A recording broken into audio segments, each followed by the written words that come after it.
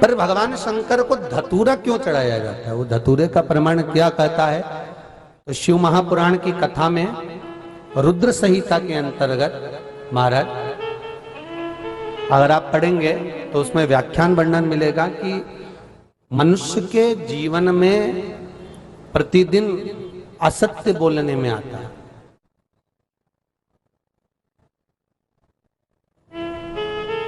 उसके मुख से कई बार असत्य का संबोधन निकल जाता है, झूठ निकल जाता है, असत्य निकल जाता है।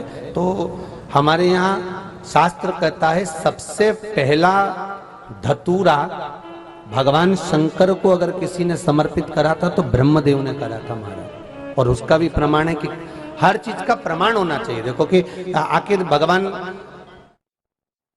के मंदिर के पीछे क्यों नहीं प्रणाम करते, तो उसका भी प्रमाण होना चाहिए। कि कोई आपसे पूछे तो आप बता तो सकते हो, केवल कथा के माध्यम से नहीं, आप उसको बता सकते हो कि ये कारण है। आप चंदन चढ़ा रहे हो तो उसका कारण बताना पड़ेगा कि ये चंदन क्यों चढ़ाया। चावल चढ़ाया तो उसका कारण बताओ कि अग्नि पुराण में लिखा है कि अक्षत की महत्वता क्या है।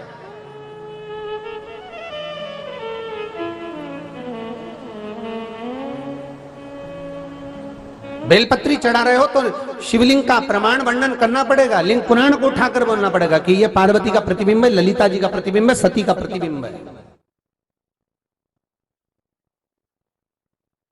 एक एक चीज को आज के समय में अगर आप किसी को कोई राय दे रहे हो, कुछ बता रहे हो, तो प्रमाणित करना पड़ेगा कि ये आपको यहां से इसका वर्णन है और आपको ये करना पड़ेगा, उसके अनुसार ये कर्म है। तो शंकर भगवान को सबसे पहला धतूरा भगवान ब्रह्मा ने चढ़ाया था। जिस समय भगवान ब्रह्मा का सिर कट चुका था, अभी आप आगे कथा सुनेंगे, ब्रह्मा का जब सिर कटेगा उसके बाद जब वो स्तुति करेंगे तो देखो भगवान शंकर को प्रसन्न करने के लिए धतूरा चढ़ाएंगे। शिव जी उनको कहते हैं ब्रह्मदेव ये धतूरा आपने मुझे चढ़ाया है। और क्यों चढ़ाया? क्योंकि आपने असत्य बोला था, उस असत्य को नष्ट करने के लिए आपने मुझे धतूरा समर्पित करा।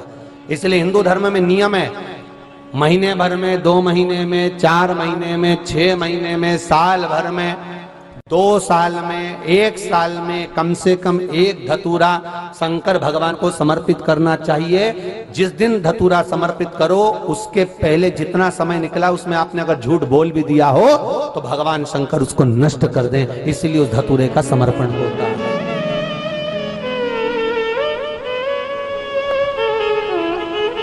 एक हमारे हिंदू धर्म में सबसे बड़ी बात है कि प्रायश्चित बहुत क्रम है महाराज। प्रायश्चितता का भाव बताया कि आप ऐसा करोगे उसके साथ ऐसा हो जाएगा, तो उसका प्रायश्चित ये है, आप कर सकते हो उसका प्रायश्चितता का भाव आप अमल कर सकते हैं, आप स्मरण कर सकते हैं।